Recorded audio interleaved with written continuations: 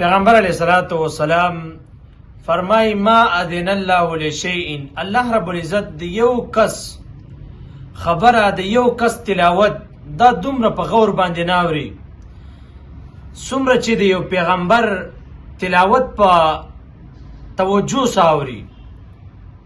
ما اذن الله لشیء، الله د یو کس خبره د یو کس تلاوت تم دومره په توجه باندې خپل توجه نه برابرې څومره توجه چې یو پیغمبر ته چې کله تلاوت کوي نو پیغمبر ته خپل توجه ډیره برابرې. وجه څه ده؟ وجه دا ده چې پیغمبران د کلام پاک نه، د قرآن مجید نه، د خپل کتاب د آدابونه دا مکمل طور باندې خبرې چې دا قرآن مجید په دې ځای کې داسې ویل غواړي، په دې ځای کې داسې ویل غواړي، د دې دا معنی جوړېږي، د دې دا معنی جوړېږي. نو د حرفن د هر شینې خبرې ځکه الله رب العزت هغوی ته کامل توجه دا خپله برابرې. په دې نن دور کې یو طرف ته قاریان دي، تجوید والا دي، او بل طرف ته عوام دي، بل طرف ته عام مسلمانان دي.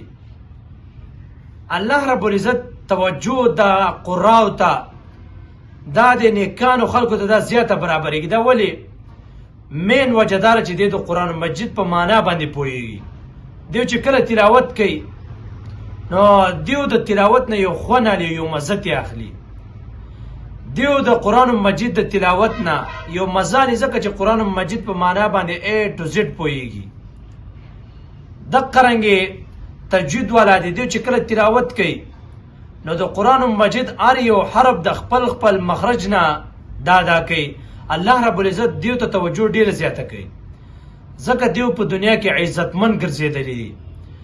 الله رب العزت ته په تمامو مخلوقاتو کې دا خلق غوره دی. دا ولې؟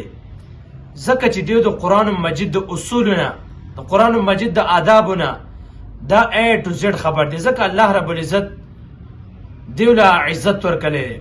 او د دې یو مشهور مثال دی چې قرآن چا زده کړی هغه له به مشري ورکړي، هغه به ته مخې ته کې. او د دې یو مشهور مثال موجود دی.